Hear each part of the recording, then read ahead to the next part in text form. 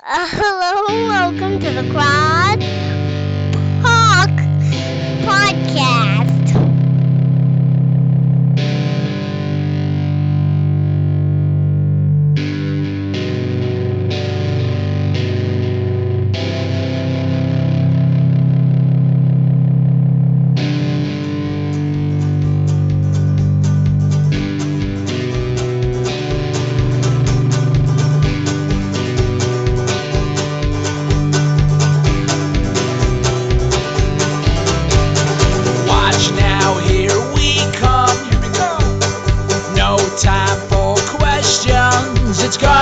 A beautiful day to start up a revolution. Molotov cocktails, martini shotgun shells. Wild, wild, wild, wild one. God forbid the cops get called. I say the more the merrier inside this free.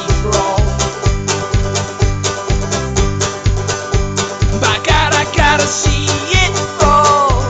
I got front row tickets to the greatest show of all. This is episode 62 of the Crackpot Podcast with James LaFond and Lynn Lockhart. And today we have a very special guest, and it's Lloyd De Jongh. Lloyd and James became acquainted through some kind of self-defense seminar, and I'll let James explain a little bit about Lloyd and give him a proper introduction. Last year I declined to attend this seminar because I basically have a martial arts allergy, but I coach boxing and stick fighting for a number of guys who are martial artists. And they always want to spend money to take me to one of these things, and I just avoid. But Arik kept telling me there's this guy named Lloyd. You'll really like him. You really hit it off. You need to come and see him. So I did that this year, and it was, as martial arts seminars go, it was much better than usual because the guys teaching have actually been in fights. But I think other than getting an argument with a Samoan, our instructors have had no experience with actual violence, except for Lloyd. Lloyd gets up there and starts doing the best panhandler pretending to be a retard act I ever saw. And the guy he selected to be the victim for the scenario doesn't even know the scenario started. And then Lloyd's got his head on his chest. He can fall asleep on this guy's chest. And the guy's still in his Muay Thai ready position. And after a while, Lloyd just looks up and says, just continue acting like a polite white person. And then me and the other guy from Baltimore, we've been snickering all along because we had seen this. And it just, even though as martial arts people go, this group was reality based, they couldn't wrap their head around Lloyd. It was like, a new kind of shark showed up in a fish tank, and the marine biologists were just like, well, what kind of shark is that? We don't know how to qualify it. So I really wanted to get Lloyd on here and talk about his system and also about his travels, because he knows a lot about a lot of places I've never been to. And, anyway, that's a little. Lloyd, why don't you tell us a little bit your background, then how you came to be teaching these types of seminars. Well, thank you, James. It was a very kind introduction, and thank you, Lynn, for inviting me on the show. So, born in South Africa, lived through the political turmoil in the 80s in South Africa. So South Africa changed politically, then. And culturally. Then I moved in 2007 to the Middle East. I lived there for 11 years. Worked for for various American companies, but mostly in security and national defense. Traveled extensively across the Middle East. I've been to maybe 20 Islamic countries, doing various security-related work, mostly related to wide area surveillance, intrusion detection, and so on, military-related work. And yeah, that was a very interesting experience. But eventually, I had enough of the Middle East. Although while I was there, I was doing very well career-wise, it was really fruitful, and I had the opportunity to travel extensively.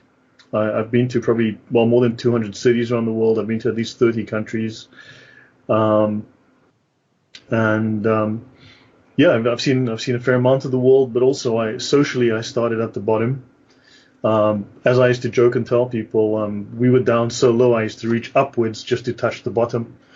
And, my life has changed. I worked really hard and I've done well, studied the world, learned what leads to success, and changed my mind, changed my attitude towards the world. And I've done well. And now I live in Warsaw, Poland. All right, and you come to the U.S. As often as 3 times a year to give these types of self-defense seminars. So we'll direct listeners to how to learn about that as well. You'll find it in the links. Okay, so well, you did ask me how I got into this, so perhaps I can take a step back and just go through a little bit of that. Is it a pejorative to call you a merc? No, that's not the kind of work I did. I was in the past trained and licensed as a bodyguard. I did some freelance work in close protection. No, I designed wide area surveillance systems. So I would use ground radar and long range thermal images, what you'd call FLIR cameras. These are cameras that could see you at 12 or 13 miles in the pitch dark, right, with no light. Okay. These were coupled to radar systems and real-time software so that, for instance, if the radar picked you up at 3 or 4 miles, where you shouldn't be at a time that you shouldn't be moving in a direction you shouldn't, it would then automatically, the software would trigger, put the camera on you. Within a couple of seconds, you'd have a camera looking at you automatically. This would pop up on the screen and tell tell people in the control room, hey, we've got potential issue here, and that allowed them to track you in real time and vector in any troops if they needed. So typically I was protecting things like military bases, airports, critical hotspots around the Middle East. So I did a fair amount of work protecting things that needed, things that were at risk of sabotage, terrorism, and so on. So I worked alongside a lot of military people, but I myself have never been in the military. How I kind of got on this journey was I grew up in South Africa, South Africa has always been a fairly violent culture and a fairly violent country. And in terms of knife crime, we have about half of the population of the Philippines. However, statistically, we have about 9 times their violent crime rate. We have about 8 times their murder rate. Now, the Philippines has always been considered to be the home of the blade arts, the knife arts. However, if you consider that South Africa has 8 times the murder rate, with knives being a major component to that, we obviously have a culture that's far more active. And a lot of the Filipino arts are, so we say, a lot of the historical martial arts in terms of blades are historical or cultural, whereas in South Africa, we're getting dozens of stabbings and killings a day. So these arts are current. And growing up studying martial arts, we were learning Filipino martial arts, Japanese martial arts, American martial arts, loved them all, but we still realized that somehow these didn't cater for the kind of problems we were facing in the streets outside. And we realized that we needed to pay more attention to what was happening within our own culture, and we studied that. And that process was entirely by accident, but that took about 10 years of work to catalog the kind of crimes that our criminals were committing and the kind of moves they were using. And it was a very, very different experience to what we were learning in terms of martial arts. The criminal fighting systems, they moved differently, they thought differently, they approached, everything was very different. And a lot of that was never recognized because it simply didn't look the way Western martial art looks. So it was dismissed and discarded. James, And to interrupt you, James, have you sent him a copy of The Logic of Steel?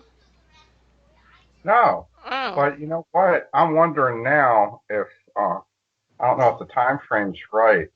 I did a cutout of one part of my knife crime survey and knife use survey from Baltimore that I did between 96 and 2000. I had a few articles published on this in Black Belt, and somebody wrote into Black Belt saying that South Africa had very prolific and distinctive issues with knives. And I remember thinking that that was great. And I think I said in the response that I sent in that somebody should do some kind of study on this in South Africa. Apparently it was already ongoing, with what Lloyd was doing, which is great. That was, I had stabbed people before. I actually, when I was 18, I got charged with assault with a deadly weapon and attempted murder for defending my brother against a friend of mine in my father's house. I successfully used a knife to defend myself against different criminals in Baltimore. And then when I started working with martial arts people as a boxing coach, and I was reading their magazines, I would see in every issue of Black Belt magazine there's some ridiculous knife defense thing that I never even heard of this. And I said, well, I've only used a knife or had a knife pulled on me maybe 12.5 times. So I don't really have any good statistical database. So I started interviewing everybody I knew and worked with and trained with and met, and ended up gathering 1,675 acts of violence. And wow. 274 of these were edge weapons. And I cut that out and did a book, and it was published through Paladin Press. It's banned now. It was interesting that the people that really, the martial arts people appreciated the work, and it got a good write-up in the Journal of the Traditional Asian Martial Arts. And it sold for as much as $1,000 used when it went out of print. But the people that really disliked the book was people who like knives, like all the knife jockeys, these rich suburban guys that have their $300 fighting knife. Yeah. Because I'm writing about people getting stabbed with junk. And when you see what Lloyd brings to the seminar, it's just like the knife that Jerome the crackhead had in the pockets of his coat when he was stealing my double soap from the supermarket. It's a junky knife. So we've really matched up a pair of twins here from two different continents. I feel like excitement. One of the guys I coached, after he read Lloyd and I going back and forth on an article that we did from emails, he said that we were the ghost of Christmas past and future. Right. But yeah, so that's fascinating. Yeah, story I would tell during seminars, because I only teach at seminars. I don't have students. Very rarely that I take students for any period, but is that I would say, look, in South Africa they make the okapi, which is a $2 knife. It's cheap. The blade is made of brittle steel. It breaks easily, but it holds a good edge. So they would sharpen it on concrete, which means that the edge is sharp, but it's pitted and it's hooked. So when it cuts, it also tears, right? But also because it's such a light knife, they don't cut with it, they stab. So the difference is you're looking at stabbing versus cutting, because you're not going to, I would have an okapi out of the box, and I'd do seminars, and I would cut on my skin, and I'd show, like, this thing is literally out of the box, and it's barely doing anything to my skin. He's going to stab you with it. But I would say also, look, you were first of all, we couldn't afford in South Africa these $300 knives. That would be 2 months' salary, right? There's no way. And two, if you stab someone with that, you're not going to throw it away.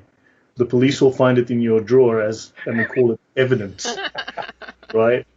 Whereas a $2 knife, you break it off in the guy and you throw it away. You don't care. You got 3 of them. You simply don't care. You stab someone, and these really, really expensive knives, they can be a major liability. Right. It's a philosophical difference between people who like equipment, and which is fine, a beautiful knife, a beautifully crafted knife, versus people who are actually committing crime. Could you send Lloyd a copy of The Logic of Steel? Yes, I'll do it right now. All right, since I'm not allowed to sell it myself, but you could, Amazon's decided I'm a bad person, so I can't sell it. But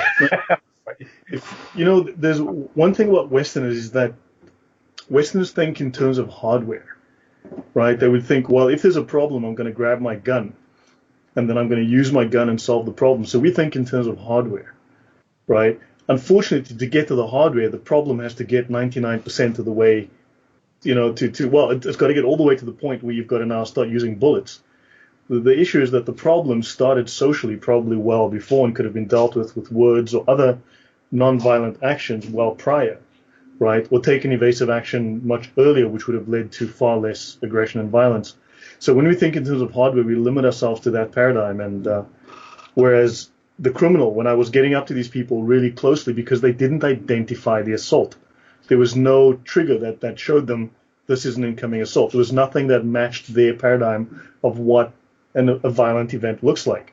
So I'm not thinking in terms of hardware. I'm thinking in terms of strategy, deception. And so that's one difference already between, I guess, the Western approach where you've got these tools and the African approach where you don't have these tools. The tack I took with the logic of steel, because I realized that in Baltimore, for instance, the two attacks that were always shown with knives in all these martial arts magazines and at some of the places I coached, they never happened. They literally, I could never find any evidence that either one of these strokes ever occurred. And what I was finding was that it was all about behavioral cues. I mean, almost anybody that I talked that got stabbed, they didn't even know they were being stabbed when they were being stabbed. They were beating up some little guy and wondering why the little guy was punching them in the gut, when it didn't hurt. I only interviewed one guy that felt the knife go in, that didn't feel a punch, so it ended up being a behavioral study, and it wasn't popular. They didn't reprint it. But eventually it started to be data mined, by people down the road, like maybe 10 years after it went out of print. So it got some traction for a while, but Americans are not very interested in behaviors when it comes to, or they have a hard time qualifying it in their mind. What you were doing today, what are we frying the brains of half the guys in that room? Yeah. Well, I do try and teach people that, look, first of all, the criminal is in your face because he knows he can get away with it. He wouldn't be there if he didn't think he could manage it. And also, he sets the stage for success. So he's not jockeying for position. He gets into position, and once he's in position and has a clear line to target, then he unleashes his shot. He doesn't spar and try to get 3 rounds and 200 punches to get to hope. No. He's going to land 1 or 2 and it's done. So that's a very different way of thinking. There's a calculatedness. There's almost a psychopathy to it, I guess, which is something that most of us don't relate to. We haven't seen enough of that on the streets. There's a predatory nature. Shall we say there's a predatory nature to it? The whole panhandler approach thing. I did a book on panhandling. And then when I saw what you were doing, it's like, this is like the best panhandler. Because panhandling was in Baltimore, as I discovered, panhandling was just an open-ended behavior that permitted the actor numerous points of departure, either to befriend a powerful male, mug a teenage boy, rob an old woman, search out a weak man as a target and maybe set him up for something else. And I've even had a lot of success with panhandlers who did not slot me as a potential target, and instead of calling in their co-conspirators to take me out, they would actually offer their services to me. Like one young fellow said, "I can get the bus for you. It's raining out here, so you can stand back under the balcony and I'll make sure that I step out here and catch the bus for you." And then I'd remunerate him $1 when he was done because he was providing a service. So I only saw panhandling as an exploitation survival strategy used by guys that really didn't have a firm place in the street environment. But some of them would use it as part of a larger context, that they were working for a group and that they were just a scout, like a lookout. And it was very common if you responded wrong or weakly to a certain panhandler, or if I was too belligerent, then I would end up dealing with a few other guys because he was their scout. Right. So I was really fascinated with your insight into this panhandling behavior.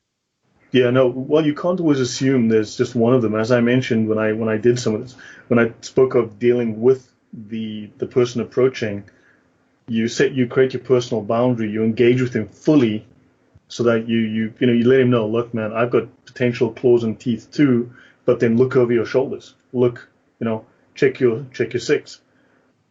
Now there may or may not be anyone there, but you're letting them know, look, I know how the game is played, and there could be pain for you too, right?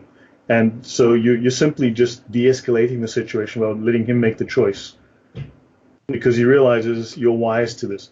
You're simply letting him choose someone else, someone who's going to be easier and less threatening to him. I mean, there's a language to this, as you know. There's a methodology to this, because if you fell in the water, right, in a pool, and there was a shark there, the shark doesn't think twice. It's the apex predator, but he's not an apex predator. He is, I suppose, what would be called a middle line predator. So he has no guarantee of success when he approaches you. You may be armed, he may be unlucky, and if he's injured, which may be the case, he's then under threat from others. Be it maybe the police are looking for him, maybe he can't provide, for his sustenance for the day. Maybe there's other people that he's upset that are looking for him and he can't run, etc., etc. So there's risks. So he's weighing up these risks, and you are saying, look, the odds are not stacked in your favor here. So yeah, there's that negotiation going on. And those are things that most people don't, that many are not taught in terms of thinking about what is the culture, what is the thinking of the person on the other side of the equation. We can't just think in terms of, well, we have these weapons, so you let him come. Well, that's too late. That's actually, that's letting it escalate way too far when you could have stopped it much easier. My most successful interactions have been with groups of men who were trying to make me, and one of them in a leadership position, and in one case not a leadership position, actually called off the attack just because he noticed a subtle cue in my body language, and that I wasn't having it, and the other guy didn't. And I probably owe 4 or 5 criminals either my life or my freedom or my dignity, because the other person in their group didn't realize that I was prepared. There was one time I slipped a razor into my hand as this guy broke off and started following me onto a parking lot at night. And the man that actually set him on me noticed this and called him back. And like I said, the muscle guy that had been set after me, he never picked up on it. It was almost like this was a trading discussion that they were going to have afterwards, because the guy was detailed to do a job and he overdid it, and he didn't keep track of my hands. I turned my left side to him when I dropped my right hand into my pocket to get the razor out, because I knew he was coming after me.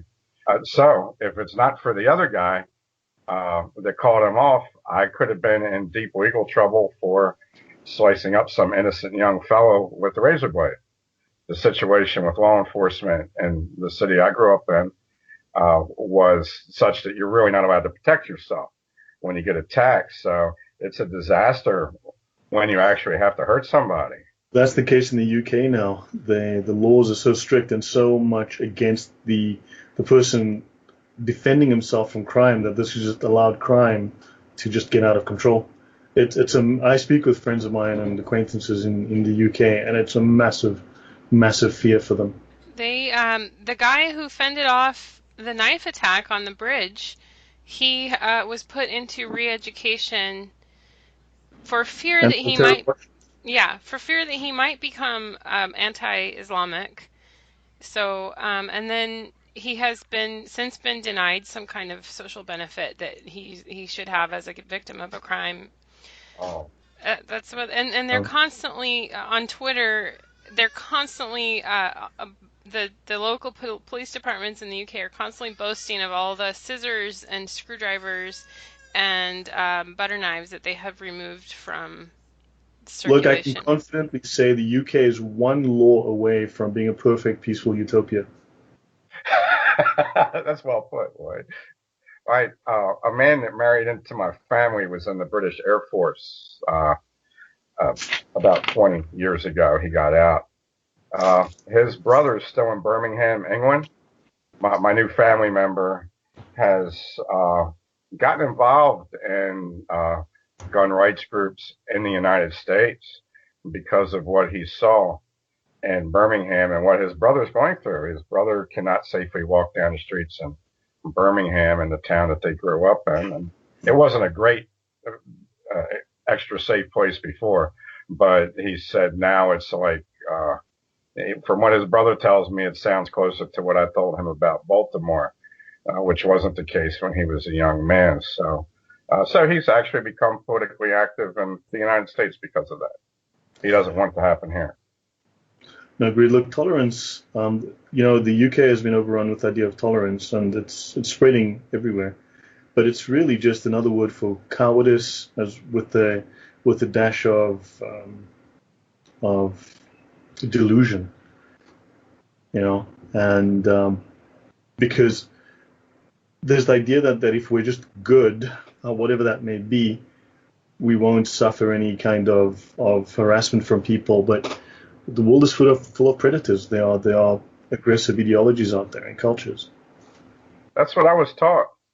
My family, I was taught by soft, sissified, God-fearing suburban people that exactly what you said. If I'm good, bad things won't happen to me. If I play by the rules, bad things won't happen to me.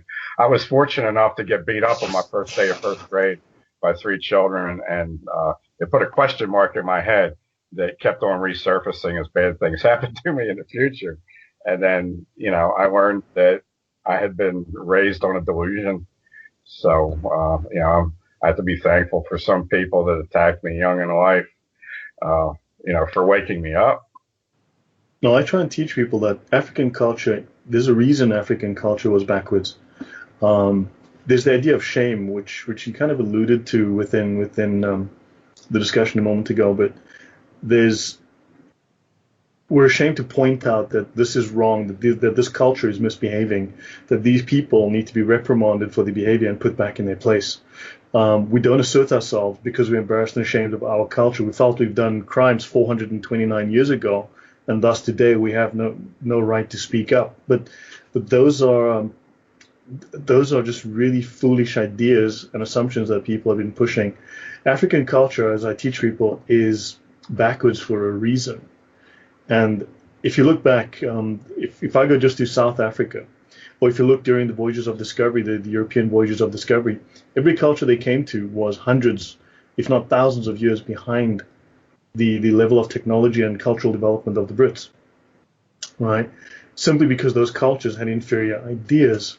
And we've got the idea of cultural relativism, which teaches all cultures are the same, and no, they're not. A culture that hasn't developed shoes, socks, houses, medicine, science, navigation, shipbuilding, harbors, doors, windows, glass, they're not a few minutes behind. And there's a reason they're that way. And I try and teach people that Africa was, in the late 1800s, it was in the Stone Age, or in the early Bronze Age at best, which was at least, 2,000-3,000 years behind the West. And there's a reason for that. It's not because the West denied them any resources. That was simply just, they were focused on the wrong things, had the wrong ideas. And last point also, these warrior cultures that in Africa, and unfortunately this is very common to Southern Hemisphere cultures, but very common to black culture, and unfortunately it's kind of implicit within the culture for various reasons. It also, there's this idea of aggression, and warrior cultures should not complain when someone bigger, tougher, and stronger beats them. And but there's also this matter of arrogance and pride, which doesn't admit that this culture is not a good one. I work to get away from those cultures where aggression actually leads to social destruction. I've seen this, and there's so many better cultures that, and I don't know why Western culture, especially like places like the UK, don't stand up for their values and who they are. Can you talk a little bit about what you went through and what you have seen in South Africa? Do you still have family members there? Do you visit there? Yeah, of course. I grew up in mixed families, so half my family is a few shades lighter than I am. So some with So my mom's family, historically, going back, is German. And my dad's family, historically going back, is a mixture of different things. But so on my father's side, we've traced in the archives, there was an Indonesian slave woman who was freed in the late 1690s, 1693, 1695. And apparently, as far as I can tell, as far as we can piece together, she had children from a Dutch farmer who gave her a plot of land. And so she inherited his name, and that's where my dad's side of the family comes from. And then that eventually mixed in with, so I have a Dutch surname, and that mixed in with, my mom was Hess, a very typical German name. So we've got, and then there was an English influence in the 30s. So I grew up seeing life from, shall we say, simultaneously two different perspectives. So I've got, shall we say, my white brain and my black brain, if I can put it that way. So when I look at a situation, I see it with two sets of values simultaneously. Like, let's say someone drops a wallet. The one part of my brain goes, I can steal that. Right? There's a weakness, there's an opportunity, and the other part of my brain goes, no, that's wrong. I need to do the right social thing here and give this back. I need to be honest. So there's this conflict. Now, there's an awareness. Now I grew up also seeing this around me. For instance, you make a park where I grew up, the government put down beautiful parks and things. Within weeks, these were destroyed. Grass was torn up, flowers torn out, broken glass everywhere. Just everything defaced. There's a certain lack of appreciation, a lack of gratitude within Black culture. Now, of course, you will find gratitude in Black culture, but it's these little things, it's these tiny little differences that add up over time, and they lead to a critical mass. So there's for me, what I've seen is, now I guess you could ask me more pointed questions and I can go off in those specific directions, but just to generalize the issue as my mind thinks of it, is there's a certain predatory nature, as far as I can tell, within the Black culture. There's a greater predilection for violence. There's less emotional control. There's less value placed on education. And one of those reasons is that something I struggled with growing up. My mom wanted me to get a good education, and I wanted to get a good education because I wanted to get out of the neighborhood. I wanted to go to those nice white neighborhoods, where things were peaceful, and you could ride on bikes and not get mugged, and not have your bike stolen out from under you. And what I learned was that I learned a lot of different values from my mom's side of the family, different ways of seeing the world, different ways of relating to the world. And I realized I needed to educate myself. I needed to discipline myself. I needed to think long term. And I found within the Black culture that I was growing up in, we thought short term, do this now, get value now. So there was there's no delay of gratification. So which leads to a lack of discipline, a lack of planning, a lack of foresight. And also there was this sort of resentment in that we are just as good as those white people, and so we're going to show them that we don't need their rules. We will succeed with our rules. But the fact is, these rules are less developed, less sophisticated, and not capable of, and they never have ever led this culture to the kind of success that European culture has had. Simply, so as a matter, it's like children being petulant, wanting to prove they're right, but not having the tools and not admitting this, while kind of knowing that they're wrong. But so you understand this dichotomy, and eventually I had to make a choice. Either I go with this set of values or I go with this set of values. And I had an opportunity when I was 12 years old to go and study. It was a 4-year course, which would allow me to apply when I was an older teenager to go to high school at one of the best schools in the country. A school I could never afford. I mean, we just did not have money. It just it was never going to happen. I took the chance, and I have had more black people be racist to me than I've ever had white people give me a hard time about color, because the common refrain that I heard was, "Oh, you're trying to be white. Oh, you're a coconut, white on the inside." I heard this constantly from black people trying to pull me down, trying to demoralize and demotivate me, and I've whenever I've come across white people, and in my family and outside my family, who saw that I had ambition, that I wanted to educate myself and move on, they helped me. I've always had help in whatever way they could. They did, be it motivation, be it money. They were generous. They helped me, and they gave me everything I needed to succeed. And so black culture is really its own worst enemy. It refuses to. So when we try to teach, so you go to Africa and say, here, let's educate you. Here's money. Here, let's educate. We're gonna build schools and give all these black kids money to go to school. The problem is that if you educate that kid too well, for all intents and purposes, when he gets out of school, he's going to be a white person. That's going to put him in conflict with his black father, mother, sister, brother, cousins, and his entire community, because he no longer shares their values. He's now broken from their values. He's proven their values to be limiting and wrong and actually destructive socially. And I suffered a lot, but I made the choice. I did my 4 years. I wrote my exam. I got accepted at the school. I finished my last few years at the high school and never looked back. What do you see for South Africa in the future? And we know a little bit about like Zimbabwe, what they have been through and how things have changed over the years. What do you foresee for South Africa?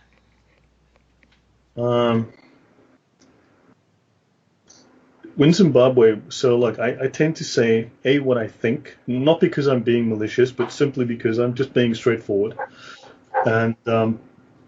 And I do filter my thoughts. I do think it through. So if I say something, generally speaking, I've thought about it, but I'm not very politically correct. I think my success is sufficient proof that I know what I'm talking about in terms of the cultural milieu that I come from. And when I look at the lack of success or the lower level of success of a lot of the people, my peers, I kind of go like, wow, your ideas versus my ideas. When Zimbabwe was a white-run country, it was much more successful. It was the breadbasket of Africa. When it became a black-run country, it adopted socialist policies. They genocided tens of thousands of their own people. They became tribal. Tribal politics are brutal politics. If you look at the South Africa is going to devolve. There will be black tribal politics. If you look at white culture, has a very different way of approaching the idea of law, of approaching conflict, and of approaching difference. Right? There's a level of tolerance and a level of discussion that is possible. If you look at Europe, it's a very peaceful continent. Now that you've got this influx of third world foreigners, you're seeing heavy social conflict. Same is happening in the US. The more black, the more third world the US becomes, the more third world it becomes. So South Africa is going to, so prior to the white government taking power in South Africa, or shall we say, if you look at the history of the black tribes in the country, if you go from the early 1800s, just the 1820s to the 1870s, it's a record of slaughter. Right? Shaka Zulu was a tyrant. He and Nzilikazi, they murdered between them half of the population, the black population of the country. They killed at least 2 million people. Right? Who put a stop to that were the whites. Right? Apartheid, to some degree. Now look, this would be something someone would probably want to throw me in prison for back home, whatever, but I've collected a heck of a lot of statistics on what the South African government was doing during the apartheid era. And it's a very, very different, it paints a very different tale to what is popular in the media in terms of this was a genocidal government trying to wipe out nonsense, absolute nonsense. They were uplifting a very ungrateful population who wants to remain stuck in the Stone Age. So South Africa is going to, so in terms of black culture, there's going to be tribal politics. You're going to see fracturing, group against group, and there's going to be, until these blacks abandon their tribal ways and abandon their cultural traditions, which kept them for 50,000 years in the Stone Age, while the rest of the world evolved beyond them. I see only a devolution into the typical African country, which goes into violence, into corruption, and of course we're blessed with a communist ANC government now. All right. That's I think an important factor that a lot of people, even on the um, in the part of the political sphere where people tend to focus on human differences between the racial groups, um, they also, I think it's important to remember that a lot of the African decolonization had to do with communism, international communism as well. But you said that Zimbabwe used to be the breadbasket of Africa, and I see this as this huge coming bloodshed because African population is growing so quickly, and theoretically Africa could support many billions of people based on the wealth of the land. But it doesn't work that way, as we see, with Zimbabwe, that the food production became an importer of food, right? South So Africa last year became a net importer of food as well. Don't forget, our government has taken one third of the farms that belonged to one third of the productive farms has been seized by the government, and they were supposed to be handed over to black farmers to start producing. So over 5,000 farms are still sitting unused. Of the handful of farms that have been handed over to black farmers, they have a 95% failure rate. Only 5% of those farms are producing anything, and what it's producing is just enough farm food to feed the farmer. Oh, that's incredible. Do you see any scenario where things could level out or reverse to a more positive situation there? What do you think it would take? And is it realistic, or would that just be a fantasy? Look, think of this. If you look at the Islamic world, you have blood feuds going back centuries that haven't ended, that are still ongoing today. It's the very same in the black world because of tribal politics, because of when we become tribal, we hold grudges, we fight over resources. And Western culture is the only culture that has actually managed to create unity, which has allowed sufficient peace for technological and social development to occur to the point where peace can be the default state. I'm interested, since I actually watched 2 of your videos on Islam, Okay. and your experience in Africa and your experience in the Middle East. I have a number of Christian friends from Nigeria who came to the United States, and they started their own cab business. They ended up being attacked by local African Americans, indigenous African Americans in Baltimore, and they ended up migrating to other cities that were less violent towards them. I was curious, do you think that there's any level of resistance to the spread of Islam in sub-Saharan Africa? Is it more or less resistant than Europe and America to the spread of Islam? I have no idea, but I'm curious as to what you might think about that. I would think any right-minded culture would be resistant to Islam. The thing is that Islam has had 1,400 years to devise, as a political and military methodology, to devise its ways of infiltrating into the culture by force or by persuasion. And this is its history. And if you read its greatest historian, Ibn Khaldun, he says that Islam is obligated to impose its will and the Sharia over all nations by will or by force or by persuasion. So don't forget, first of all, there's the fact that due to tolerance, you have people wanting to be tolerant, but they've been fed the wrong message. They've been fed certain aspects of Islam but denied others, or you can't discuss it in full, where you're learning about one aspect of what Muhammad said during one phase of his life, but if you look at the second phase, he becomes a political leader, and then he becomes a military leader, and then he becomes effectively a warlord who then invades. Within 3 years of his death, I mean, his troops conquered 28 countries and converted them to Islam by force. So it is a very, very well-organized political/military system which knows how to control the message, how to gain dominance, how to stoke fear, create ignorance, and operate in the shadows as it needs to, and use force as well to promote itself. I'm interested about its spread in Africa just because we get almost no news about Africa in the U.S. And I do remember from an RT report a few years ago, a number of Pentagon deployments, combat deployments in African nations, I think were up to like 30.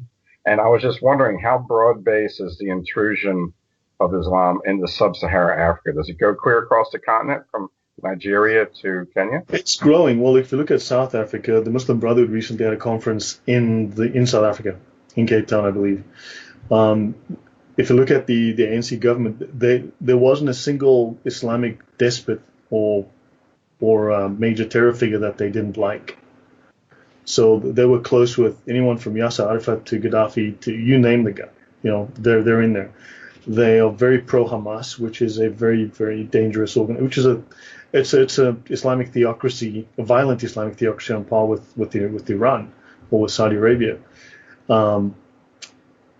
It's what you find is, you spoke of Nigeria. Look at the Fulani tribesmen who are murdering Christians left and right. If you look at Kenya, there have been numerous attacks where churches have been burned down, people have been murdered. There have been numerous of these jihad attacks.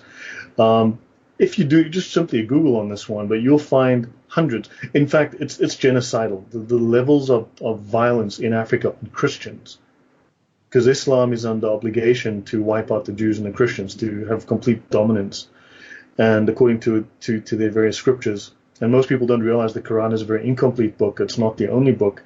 There are at least 4 other books that need to be studied and known to complement and provide context to that. But you're looking at extensive violence committed by these jihadis all across Africa. In fact, if you look at the slave trade today, the African slave trade is thriving in these Islamic countries. Like, it's become a major problem. I mean, there were slave markets, open slave markets in Libya.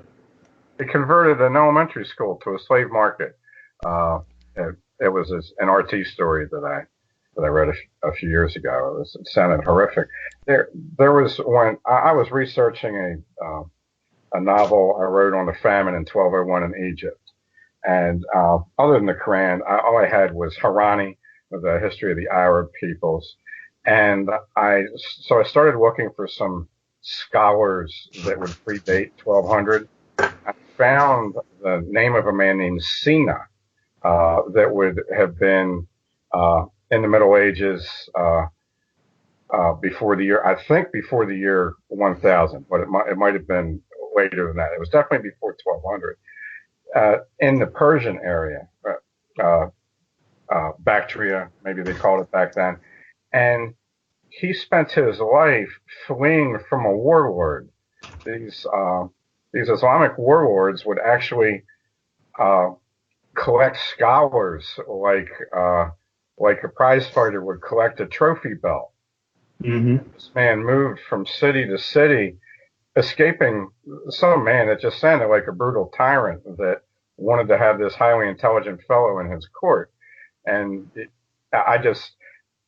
from what I could gather from the account, the scholar saw this as a horrific outcome, and he'd rather live as a vagabond on the road, fleeing from this guy, than to be his court scholar. And I was just wondering, after reading that, I was wondering what the fate of intellectuals would be in countries that came under Islamic rule, and what have they been. It's not something I've really looked into, but just that glimpse from the medieval period really felt for the scholar. He couldn't even stay in a library someplace and do his work. He had to pack up some scrolls and flee on a camel. I wonder, I could be wrong, but Ibn Sina, Avicenna, I wonder if it would be that. I'm not that familiar with that. Yes, but I think that was him. But yeah, I was just wondering if that was a common fate for these guys to kind of be like assets of a tyrant. Yeah, I'm not sure what there's so many things we could discuss, and we've kind of gone on this interesting tangent. But shall we, before we go down that road, perhaps? Did you have any questions specifically related to some of the martial arts things, the Piper system, the kind of work that I've been doing in terms of the martial arts and what drew you to it, and what Eric wanted to learn, why he came there, and what had to say, then we can flesh that out, get that out the way, then we can tackle some of these other more contentious topics, because I tend to say what I think. I tend to say things I can back up, but yeah, it's just a little contentious, so let's get some of the less contentious issues out the way. Well, thanks for trying to keep me out of trouble, Lloyd. No. Hey, you should see my Facebook. I say what I think, man. You should see what I put on my Facebook. But really, what I was wondering is if people who were engaged in the type of learning you were doing in South Africa to get yourself out of the situation you were in,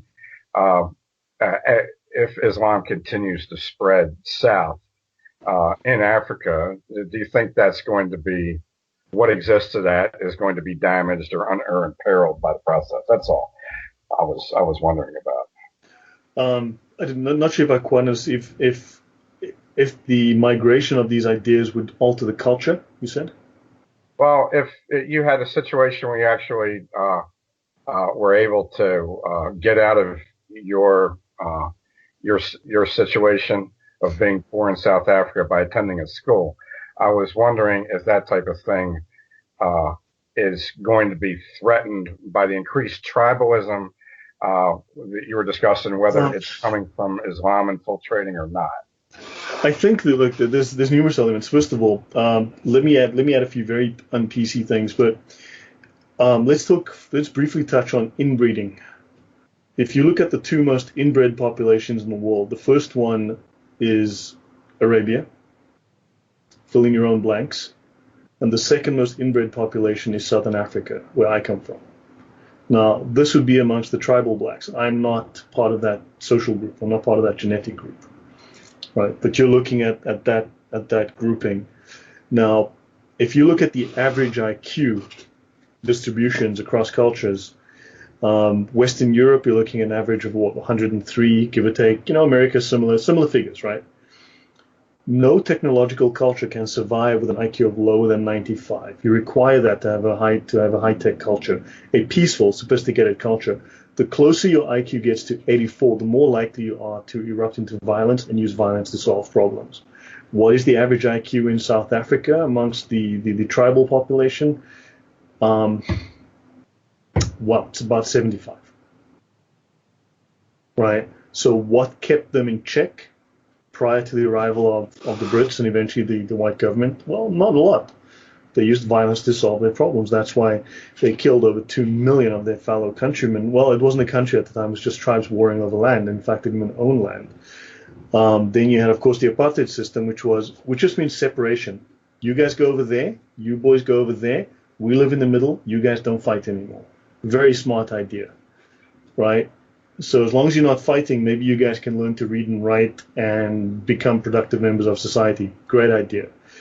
Now, so in a recent study that, again, these are not things that people are happy with hearing, but in a recent study done at various universities in South Africa, white students were assessed with some of the most sophisticated and not the PC version of the IQ test, which pats you on the head and inflates your points by 30, but gives you an ice cream afterwards. But actually, some pretty serious testing was done.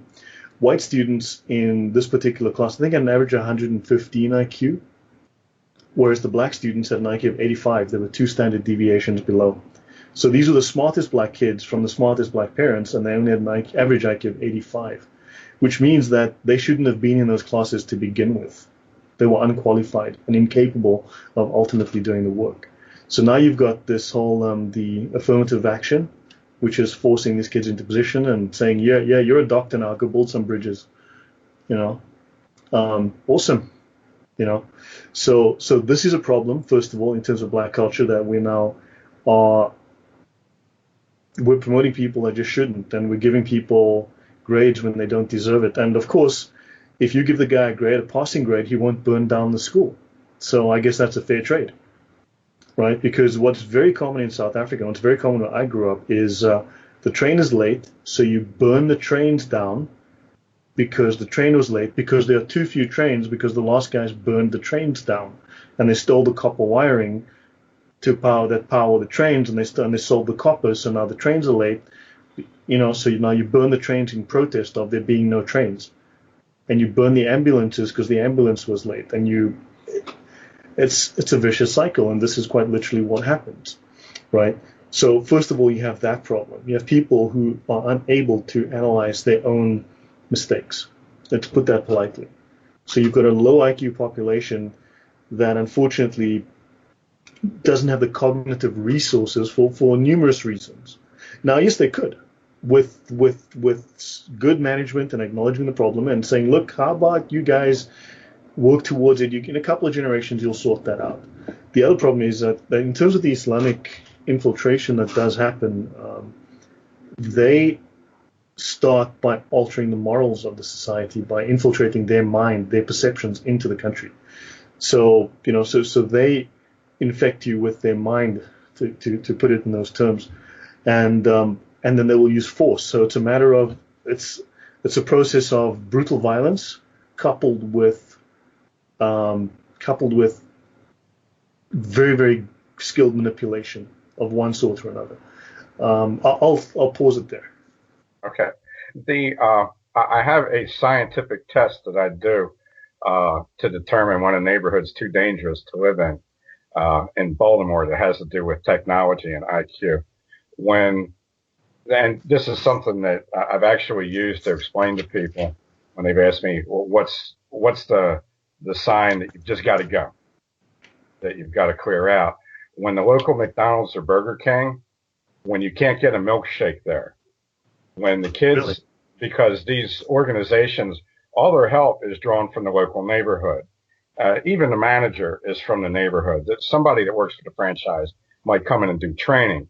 But at whatever point that your local fast food joint cannot keep its milkshake machine operational, most of the time, you're pretty much done. I mean, that's been a firm correlation that I've seen. That's interesting, because the two first things that you lose in a culture that, remember I said a technological culture must have an IQ of 95 minimum.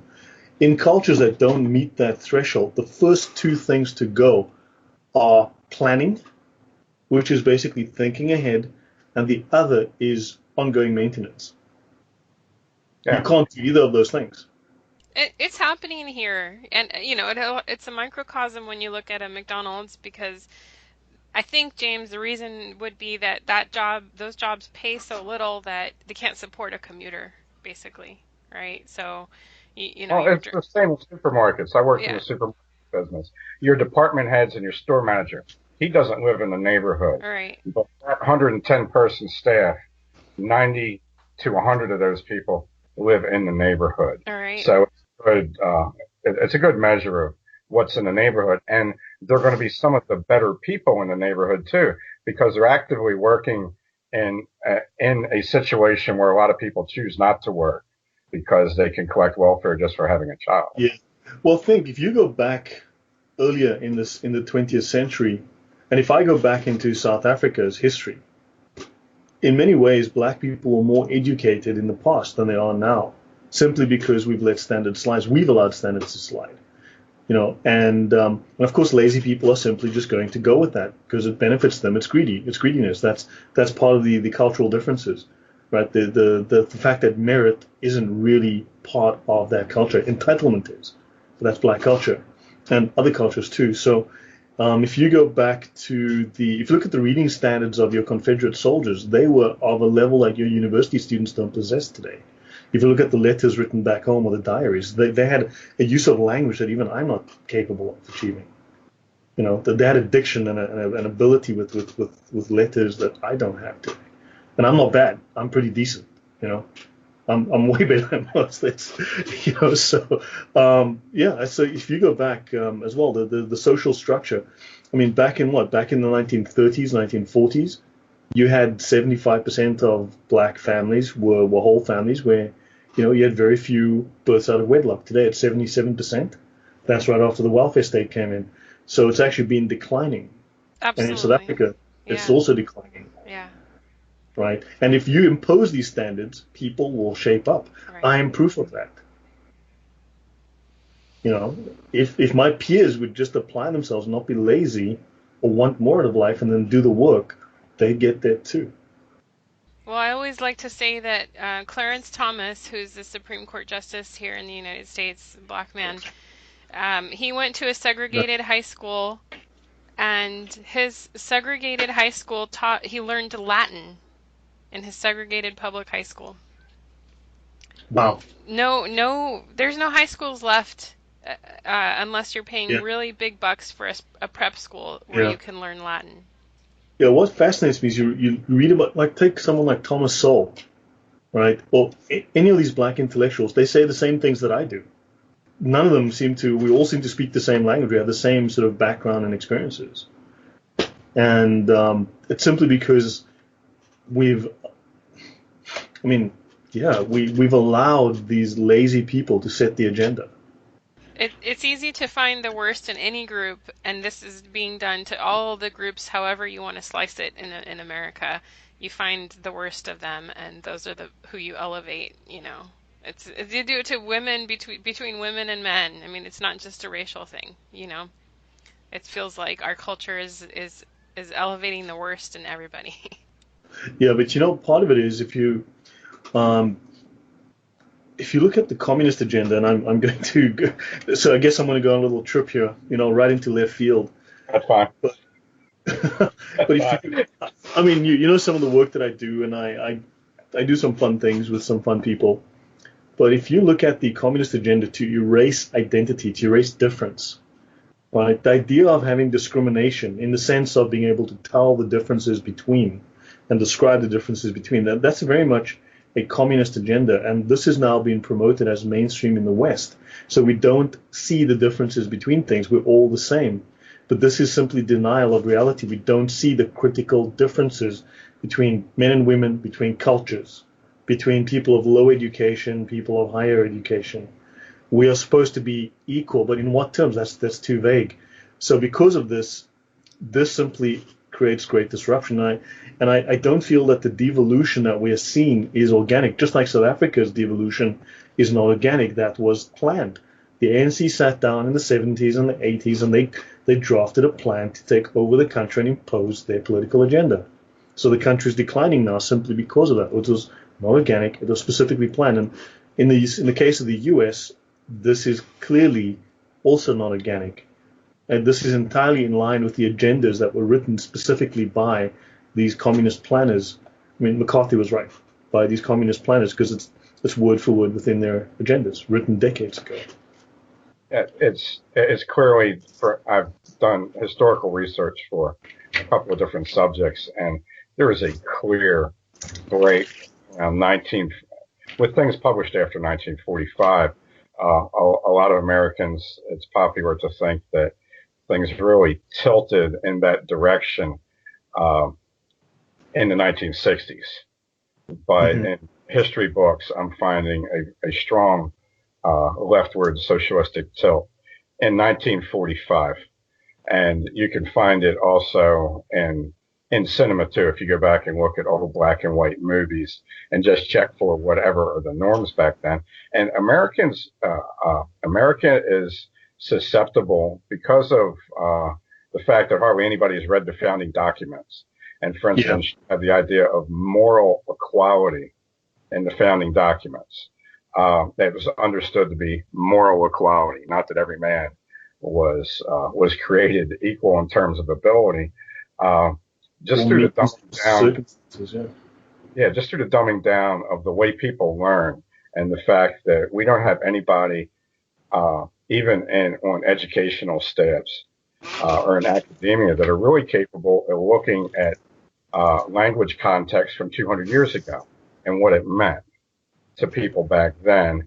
And it's very easy to take something like, like men supposedly being morally equal, and then using it as a way to just attack identity and just to put out stuff that's insane from the point of view of somebody that coaches athletes. Well, interesting that you use that point. I did a show last night, in fact, also with another American.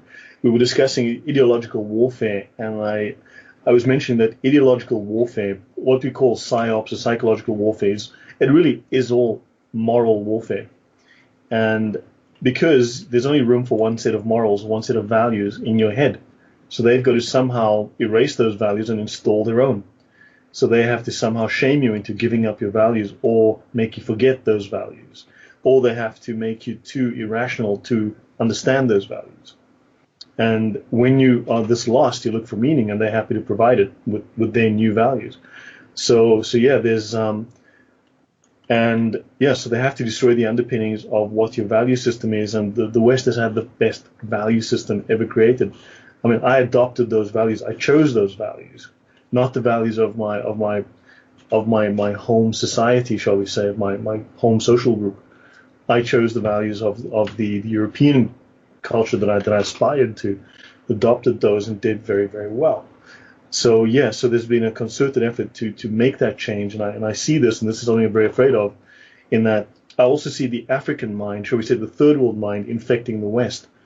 And these ideas might be all kumbaya, but notice there's a reason that the Aborigines remained literally Stone Age and pre-Stone Age for 50,000 years.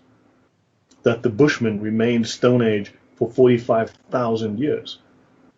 I'm told they were discovered by modern Brits in the 1800s.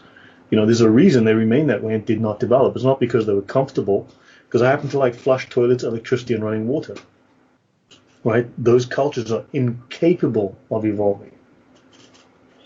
That you mentioned something in a comment thread on our site about warfare no longer being kinetic. Yes. You're touching on this right now. Would you like to expand on that a little bit? Today, warfare is ideological. I mean, we used to have tight boundaries between Western culture, Islamic culture, black culture, and so on. Now, with the erasure of borders, we have conflicts between these cultures. And of course, when cultures meet, they clash, and only one can be dominant.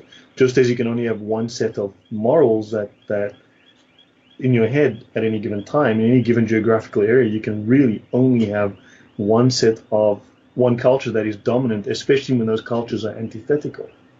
So what you have is we have the West as enemies. The West as enemies, and the West as enemies that are jealous of its success, because again, you've got Western tolerance, but then of course you come from a position of term privilege, but it's really achievement, right? And you've got these who blame you for stealing because it's easier than blaming themselves for being backwards, for having values which have led them into their lack of success, right? Because they refuse to learn to speak properly, they refuse to learn, to study the dictionary, they refuse to go to school, but yet they want the same success. So, but we also have cultures that we've been fighting with for a long, long time, and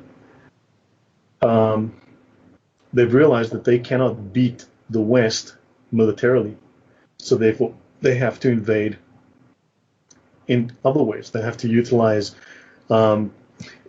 ideological warfare to win and destroy the culture from within and then take it over. I lived in Portland for a few months this winter, and there were signs up that stated that the local officials and the population were not going to persecute Muslims. And they lumped Muslims in with gay people, transgender people, and various racial groups that are traditionally considered oppressed in America. And it reminded me of what I was taught in high school, that Islam was the savior of ancient Western civilization because they kept alive some of Aristotle's books and some other books. There's a word for that. There's a word for that. It starts with a B and ends with a T.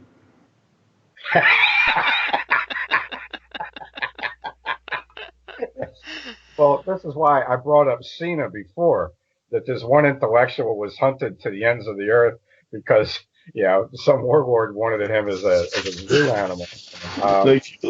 Very simply, I wasn't sure what the topic of discussion was today. So obviously we're having this kind of either.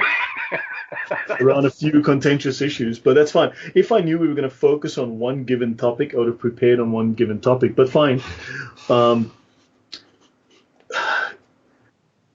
Islam is a military system. It is also a political system. And under the umbrella of its political system, I mean the social and legal aspects as well. It's a system of social control as well as it has a legal system called the Sharia. Now, if we look at Muhammad's life, he was a religious leader, a very unsuccessful religious leader. For 13 years he preached and had only 150 followers. Then he became a political leader, suddenly had thousands of people beholden to him, and then he raised an army and became a warlord. And then he started invading all of Arabia and wiped out every other culture that was in Arabia. Arabia was Christian, Jewish, and pagan. By the time of Muhammad's death, within 5 years of him seizing military power, he had driven out, killed, or converted every other culture in Arabia. Right? Now, if you look at countries that are today are in poor condition, take Yemen, that was Jewish. It was a Jewish country. You take Afghanistan, that was Buddhist.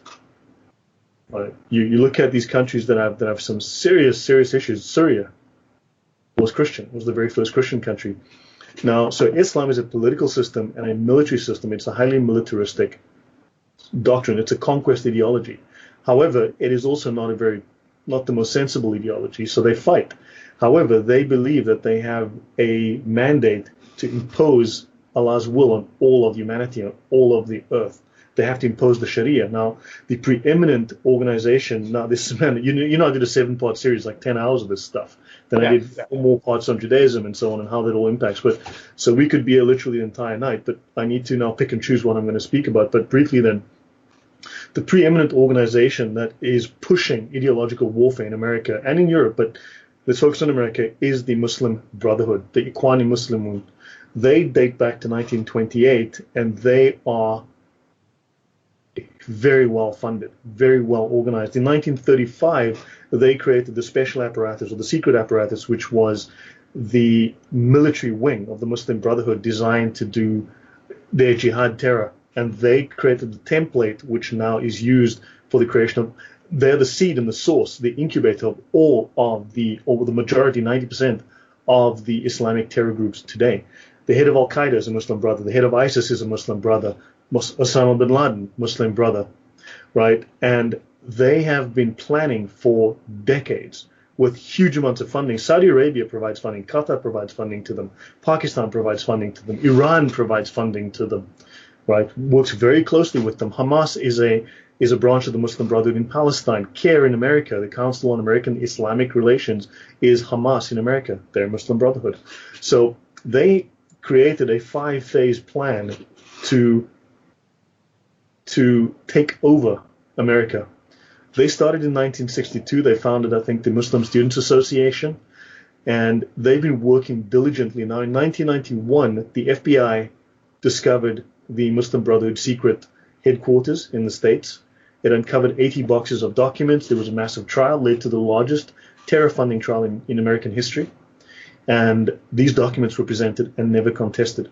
And they have a 5-phase plan for the takeover of America. Now, this goes for all countries, but they were basically kicked out of Egypt. They tried, obviously, they had a successful coup in Egypt recently under Morsi, who died recently.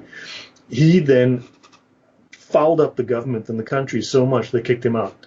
They are not wanted in a lot of Islamic countries. They've been declared a terrorist organization, so they've gone to the soft targets: France, Germany, UK, and America, where we are not aware of what Islam really is and how it operates and functions. So I'll just finish this section. I'll just read this. So phase 1 of their plan, as was discovered and presented at court by the FBI, right? And they've been regarded as, they're known to be in phase 4 since at least 2017. Phase 1, establish a secret elite leadership. This phase has already been completed, right? Phase 2, gradual appearance in the public scene, exercising and utilizing various public activities, and it has greatly succeeded in implementing this stage. That is their self-assessment in their document, right? And one of the points they make is establishing a shadow government secret within the government, right? Gaining public support and sympathy, and gaining religious institutions and embracing senior scholars.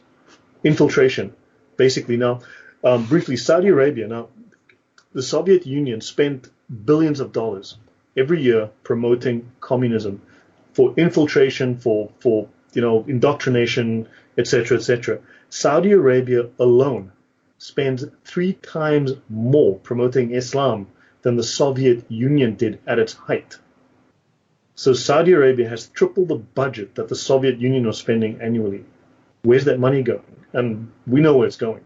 So phase 3, escalation, prior to conflict and confrontation with the rulers through utilizing mass media, currently in progress.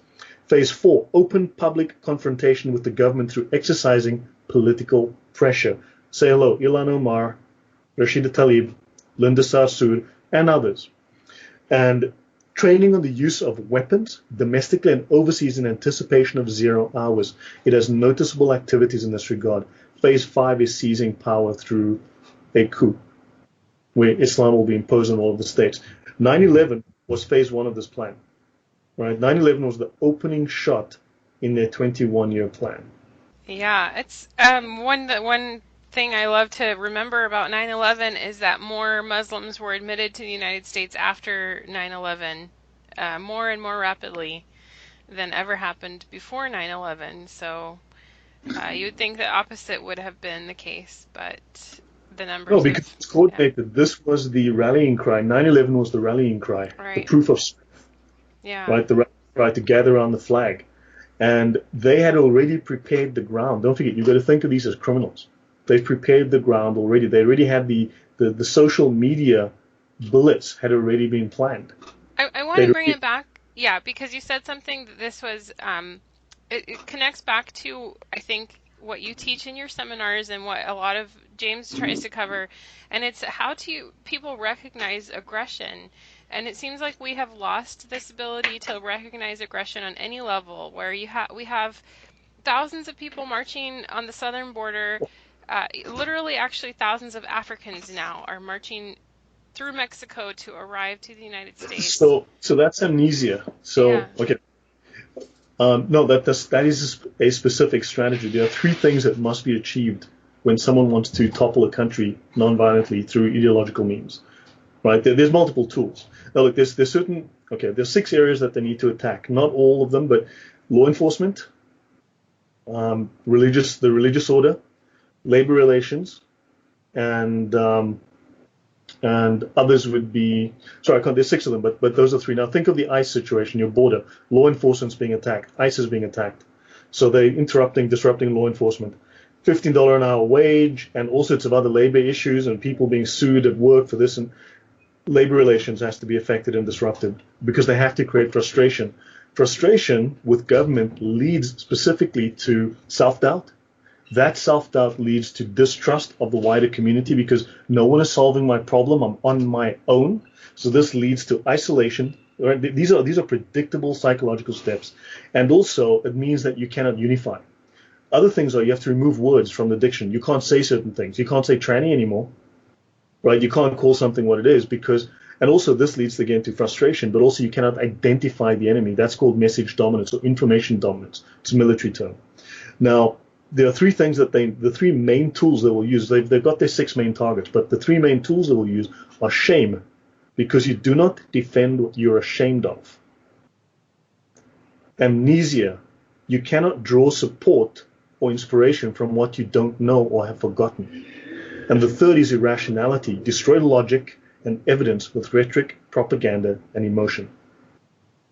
Now, so you've got all these screaming emotional snowflakes, but emotion is not reliable. It's ephemeral. It comes and goes. So therefore, what is reliable, though, are morals. Now, if you're a good Christian, if you have those morals, you will reject pedophilia, right? And your emotion will then spark as the motivator to them, to power you to. However, so they have to change your morals because emotions are just too fickle.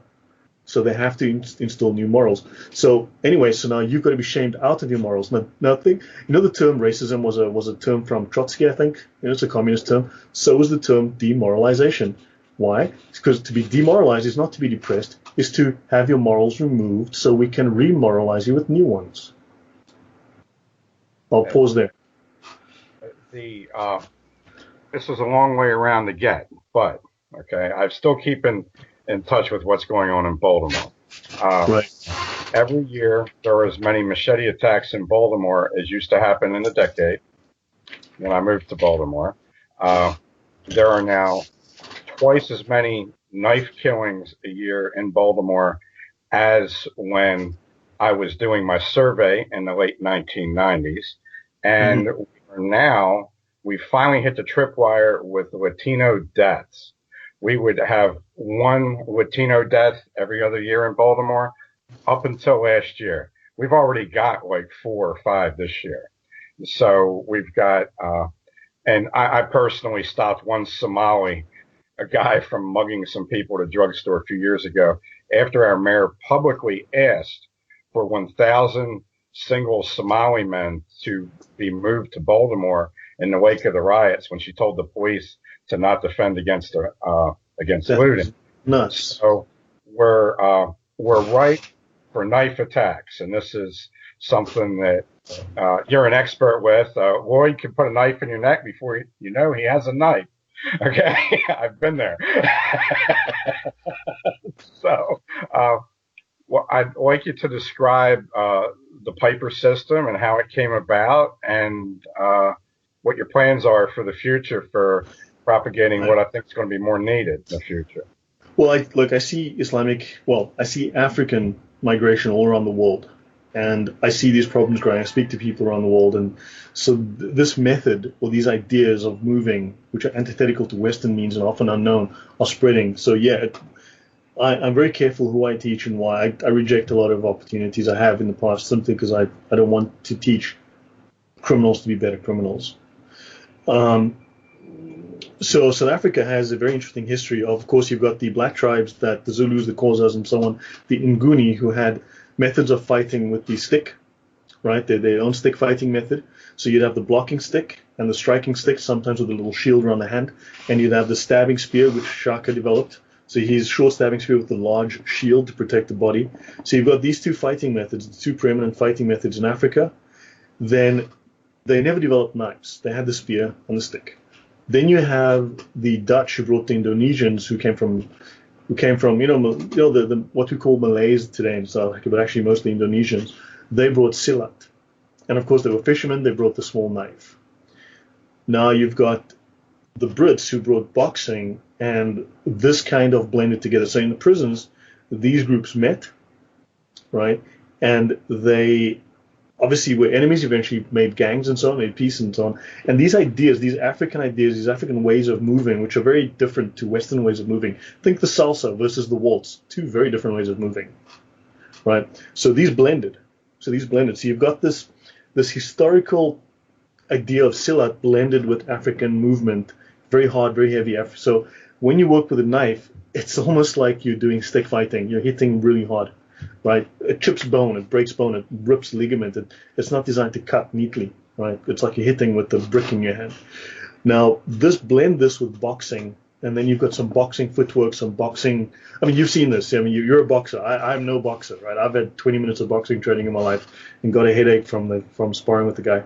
So now you've got these three systems that have blended, and it's something very interesting, very unusual, very unique. It's also very close up. Typical range is not me standing behind the knife with the knife extended. The knife is in reverse grip, often held behind my body, and I'm leading with my body. I protect the knife. Range is often a foot away. We work from that distance, and there's a lot of moving around the body, a lot of manipulation, something that people are generally unused to in terms of working with weapons, very different to the Filipino approach. So first, the idea was to teach people the mugging approach. How does the mugging happen, and why does he select you? So first he has to have motive. Motive changes his behavior, right? He's got intent. So psychologically, this changes him, and physiologically, this changes him. There are certain cues that come off this guy that you need to look for. Also, look at your surroundings. Are you in an area that is conducive to carrying out the crime? Can he disappear? Can he attack you quickly? Is help close enough? Are there lights? Are there alleyways, and so on? Learn to know. You can learn these areas. I mean, the fringe areas especially, you can learn that. Then you've got to realize then he has to choose the victim, right? Then he has to position himself. The crime is only the fourth stage once he's made sure he's passed through these first three stages. So in terms of the selection, are you a good victim? Are you staring at your feet, at your phone, or are you aware? The more aware you are, the less likely he is to choose you. Then, because awareness is the main, or lack of awareness is the main criteria that will choose to get close, because they can get close because you didn't see them. Then comes the then, so victim selection, then the approach. And of course, once he's got the approach, then he makes the attack. The first three phases are non-violent. If you can deal with them non-violent in the first three phases, you can generally prevent the crime. Once he launches, of course, you have problems, right? That's in your fourth phase. So I used to teach people, look, this is how they will mug you or attack you with one guy, two guys, three guys. Let's learn that, okay? So learn the cues you've got to send back, how to confuse them, how to have them misread your signs, how to just have them like completely, just unable to figure you out, which probably means they'll leave you alone, and how, if that negotiating begins, how to do the nonverbal negotiation. Then we got to that point. Once we got to stage 4, now it gets real. So then we have to learn, how do we attack? Teach this man to be the ambusher. Teach him to be the criminal. Teach him the targeting and the movement and the deception and how to hide the weapon as he works with it. And once we've learned that, then we've got to say, okay, now you're defending. We're assuming you're unarmed. This guy's coming at you. How do you stop him? And then we work back from the beginning. You've already learned the nonverbals and all the non-violent stuff and the stuff that works at a distance, and now we're close in. Now he's going to ambush you. Now he's going to attack you. Now we have to learn from people, who are gangsters, right? And that's not a quick process. You don't just walk up to a guy and say, hey, show me how to stab, right? That takes a long time to get contacts and speak to people and, family members and acquaintances who can make introductions and teach you things. And these are uneducated people. They struggle to express things. So you've got to spend time unpacking this and figuring out what they couldn't say or what they were hiding. And then also the ambush is, you've now got to learn how to deal with the ambush. And then you've got to talk to people who are successful in dealing with this in both prison environment as well as the street. And that took 10, 15 years in total. You were the only martial arts person that I have ever conversed with who had taught people how to take aggression countermeasures on a moving platform. I've actually had 4 or 5 violent instances on buses. Okay. And I immediately, when I saw your falling step, the way you used your balance and the way you used close contact, I thought of the buses and trains. And it turns out you had some experience with this in the Netherlands. Yes. Could you get into that a little bit? So Westerners are taught maintain balance, 50-50, be upright, right? If you look at the way black people walk, they're always asymmetrical. They're leaning to one side. They never walk out and stand upright, which means that they'll always have a bias to the front and to the side, right? So they are already forward. They're a little bit closer. They've got a little more mass, a little more backup mass. They have a bit more tension in the body. They're a little closer. They can reach a little quicker. And also the way that they're structured, so for instance, let's say I am in my posture, right? I'm slightly leaning forward. Now, let's say I pull you and you resist and I don't have the strength to pull you into me, right? This is to try to, so I'm pulling on you let's say the back of your elbow, and because I want to pull you closer and you are too strong, there's resistance. So I realize I'm losing this battle. So what I would do then is, let's say my right foot is forward and my left foot is back. I would then take the weight of my right foot, right? And now I've got 2 points of contact, one on the ground and one where my hand is behind your elbow where I'm pulling. So for that brief moment, I have these 2 points of contact, I am balanced. And when I pull, because my weight is unbalanced, deliberately unbalanced, and with the way black people move, they're really unbalanced anyway, they're asymmetrical. So when I yank, I will then fall forward, right? So I've got a little bit more, you will actually twitch a little bit forward, and there will be this closing acceleration, this combined speed. What do you call that? Closing speed. There's a term for it. So I will then fall past you. And because I'm falling, there will be this recovery, this jolting recovery, which is a normal reflex. I will utilize that reflex, and that reflex is a heavy jolt. And that is a body slam onto you, but I've already positioned myself at your rear, on your rear quadrant. And I have now weapons on either side of you. My left hand would be in front, where I could attack your face, your groin, your legs. And my right knee and my right hand and my head are behind you, so I can buckle your knee with my right knee and so on. So so I would utilize that fall to use my mass to fall into you, to destabilize your mass, interrupt what you might have been doing, headbutt you. And because all my weight's on you for that moment, my mass is accelerated. This is very difficult for someone who's structured. Westerners are structured. It makes it easy for me to manipulate them. I hope that gives a good understanding of what I'm trying to bring across. Yes. You use your target as a temporary prosthesis for your balance. Like the guy you're targeting for attack for a certain amount of time serves as like this horizontal leg for you, or a third arm. It's like you have three shoulders sometimes.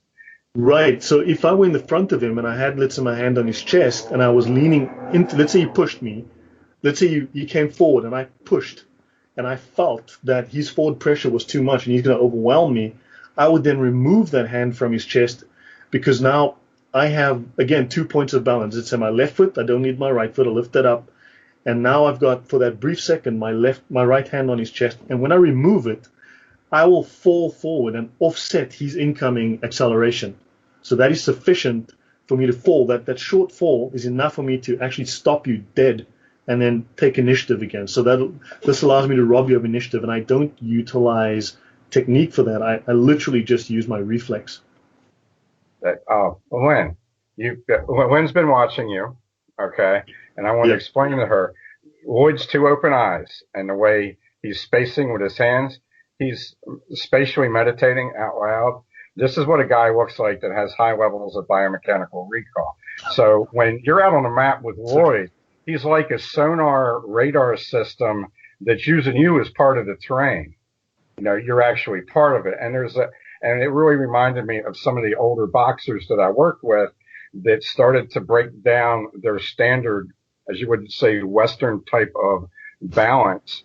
And they would take their injuries and they would just give that job to their opponent. And then you end up with a guy that's physically maybe half as able as he used to be, but now as an older fighter, he's leaning on you with his shoulder. He's sensing your balance. He knows when you're going to change your balance before you do. And it's like he's become your biomechanical parasite. And I've never seen anybody see, the guys that I knew that could do this, they couldn't articulate it. They would just have to get you in a ring and roll around with you and bump with you and hope you got the idea. But Lloyd actually is the only person I met that can articulate this stuff. Yeah, so I think you could actually expand it. Yeah. Yeah, I think Lloyd could expand his teaching to actually work with competitive boxers, that are looking to adapt to a higher weight class, or maybe they hit 30, now they have to fight in a higher weight class, or they've gone up in a level of skill and they're no longer the fastest guy in the ring. I think there's a set of like pro level and elite amateur boxers that could benefit a lot from training with you. Well, thank you. Aside from the obvious applications with not getting a knife stuck in your guts. Yeah, well, that's where it started, and I kind of learned it. A lot of it was implicit in what Africans were doing, and it took me many years to identify the active ingredients, as it were, and then to refine them and make them Western friendly. Well, you've done a good job. The guys I showed up with at the seminar, you were the guy we talked about when it was over, and right. Thanks. Have you been able to use these ideas? Have you been able to teach them since then? Yes, I've coached. I coached with them twice. I sparred with them, and it's a process because it's just harder. It's easier to teach somebody after they've been hurt and defeated, and these guys are still young bucks. Yeah. Right. So you've got to say, okay, I know you're faster than me. I know you're stronger than me.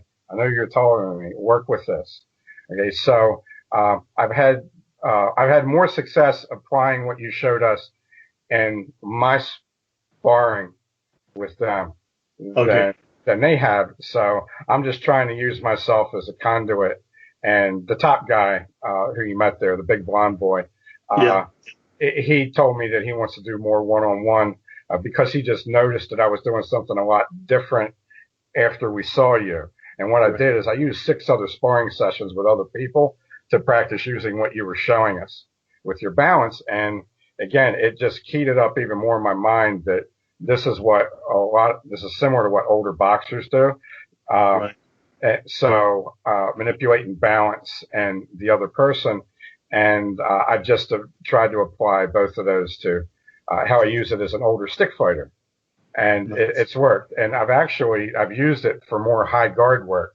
I've had most success just even though I'm shorter than these guys, getting my stick higher and then falling into them and collapsing the space that way. Yeah, it really defeats, because when we're not accustomed as Westerners to deliberately give up our balance and to work with this kind of because it takes a lot of trust to actively give up your balance and not know what's going to happen next. But your reflexes just take over and you're back in the game, and it's interesting how you transition. And yeah, for people who are too structured, it's just that little bit too fast, and the angle is just a little bit too different. Right. So I was losing my balance anyhow. So it hasn't been difficult for me. Right. So that's been very helpful as far as our group goes, and I think it's going to pay more and more dividends as we go along. We're actually getting together for a fight this coming weekend.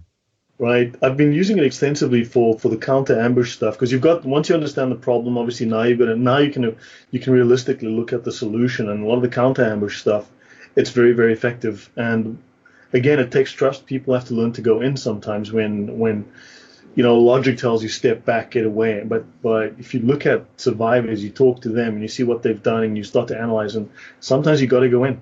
Statistically, you have a better chance when you go in. And the other guy's not expecting it. It's the last thing he thinks is going to happen.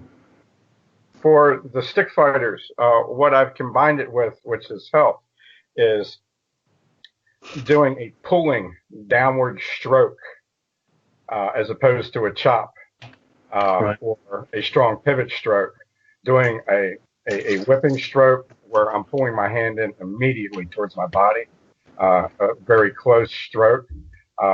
That seems to be the best way to apply this concept with the stick. Okay, that would be interesting. I'd like to, because I'm not much of a stick person. So it's the stroke where you've got your stick is back, your hand is high and forward, and when you stroke down, deploying that stick downward on the target, you're actually pulling your stick hand back into or even past your own body and flipping it in. It's not in any ways an outward stroke. I get it now. The stick travels in an outward arc at the end. I get it. Yeah, I feel it. Yeah. So that's been where we've had success with it right now. Okay, nice. Yeah, it's interesting. People play with these ideas and they come back with things I never thought of. Well, we never thought we were going to run into you, Lloyd. I'm hoping. I've done a number of books, and Lynn's been editing them on the history of European slavery in North America. And I watched your one video on the Arab slave trade. At one point, I'd like to get together with you for a podcast on that subject if you're game sometime in the future. Sure. Not too soon, but at some point. Yeah, I agree. Yeah, actually, the notes I have that still we haven't addressed is all about that, and particularly how Islam has sort of skated by with no consequence. I mean, when they had and no shame. Yeah, right. So I would love to do that again. To do this again to focus on that. Yeah. This is one way to fight back. It's just to speak the truth, quite bluntly. Just provide the facts. Well, even the word truth is kind of fuzzy, but just provide the facts. Something anyone can research. Yeah. And that awareness alone is antithetical to a lot of these plans that people have. And you are the architect of the Piper system. Am I right there? It's really, 10 gangsters, each 3 moves. Eventually you got to learn all 10 guys. You end up with 30 moves, and then you kind of put that into a system. So it's not like it's a real system. It's just a couple of ideas. You basically went out like the anthropologists in the late 1800s went to all these tribes in North America that were going extinct and gathered their information. You kind of did something like that, very much mechanically and behaviorally. Yeah, I was me and another guy. We worked in it for about 10 years, and then I've spent the last 5 or 6 years, working on my own ideas, extrapolating things from it. But certainly, the whole process, the initial collection of the data was about 10 years.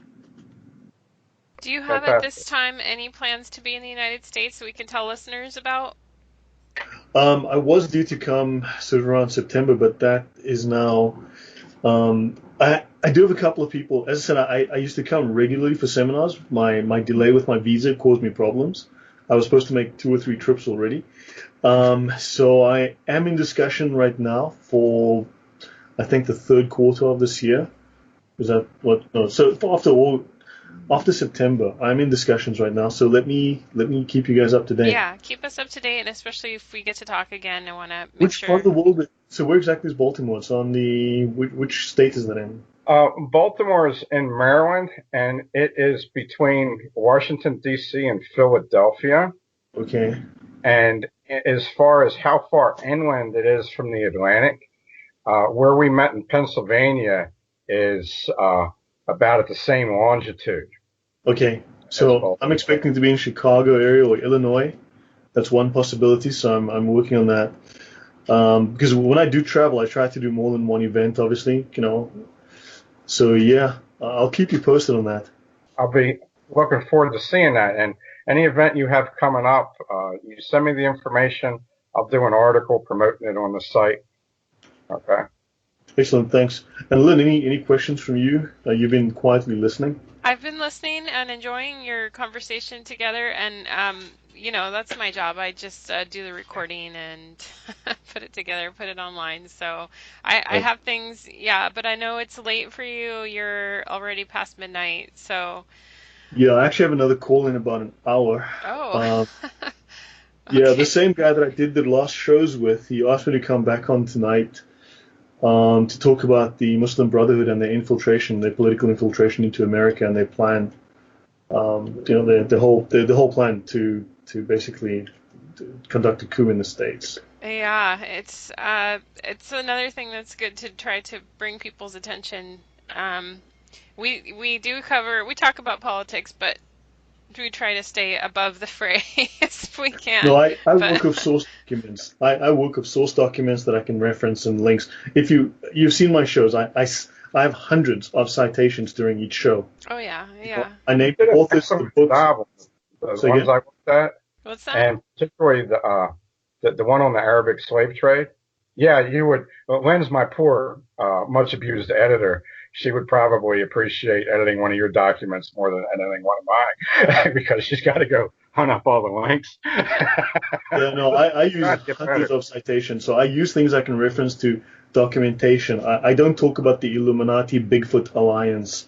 I talk about this book that wasn't written by the Rothschilds. No, this book from that court case. Yeah. Well, but as we go, things are being revealed which were previously in the conspiracy zone and now are coming out. Well, a lot of these conspiracies, I think, are deliberately deceptions. There's so much that are just deceptions, and I work with documents that I can actually trace, and I provide people my citations. All right. There's a lot of fake authors out there, and there's a lot of bad information out there. But if I work with primary source documents, and those are reliable at the very least. Absolutely, yeah. I mean, I'm kind of referring to the Jeffrey Epstein case. I don't know if you've heard of that coming out now, and it's this type of thing which was in the realm of sort of easily dismissed conspiracy, but the things are out there if you dig for them, and we have to be. Alex Jones said a decade ago what's going on, and now Alex Jones was right. That's right. Yeah. So we sort of dabble, but I appreciate the range of topics that you can cover. You two seem like twins to me in a lot of ways. So I've enjoyed this, and I hope we can do it again. But I'm gonna wrap it up because this is about I really appreciate you joining us. This has been interesting. Okay, well, thank you both for the very interesting. Thanks for your insights, Lloyd. You're welcome. Thanks for allowing me to wander off on a tangent and say some pretty controversial things. Yeah, that's about as controversial as we've gotten. Even though so many of the things that you said are things that to me are very true and obvious and need to be said, but very polite, Lloyd. Okay. So. Yeah, I take it upon myself to say them. Yeah, it's a good thing. I appreciate it. Yeah, I've got to get ready. I've got to start reading through my notes for the next show. Yeah, please go. Thank you so care. much.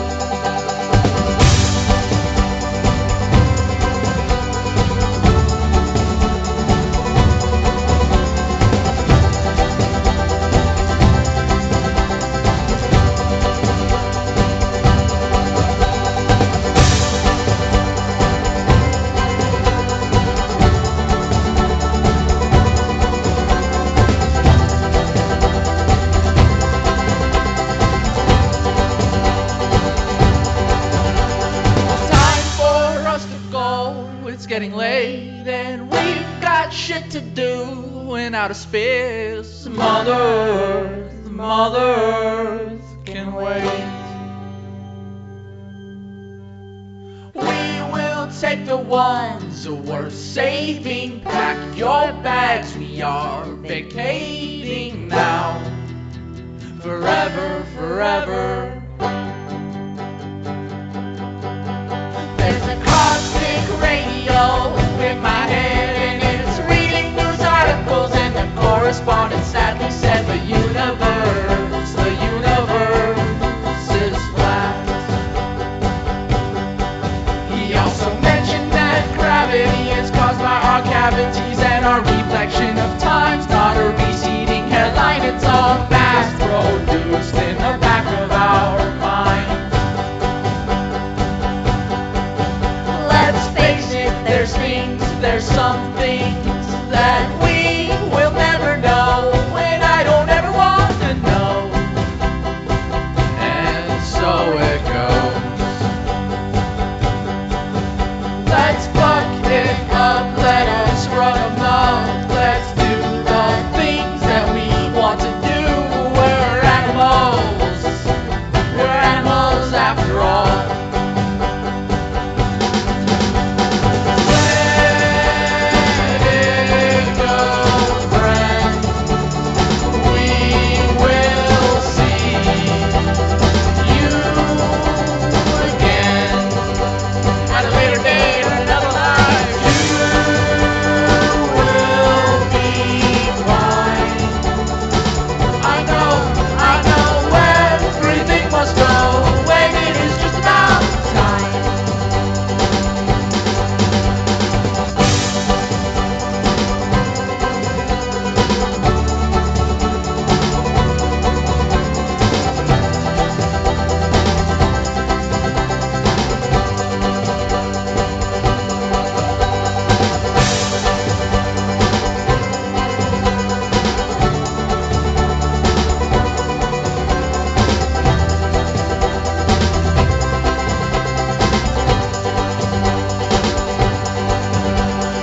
Run for the hills out yonder,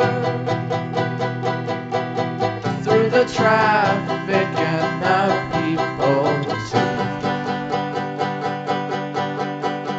Boy, it really makes me wonder how we enjoy fucking people over.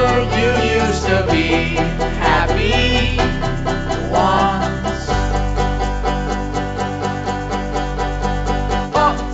We go monkey to an animal. We don't really like ourselves that much. We got the pills, we got the alcohol.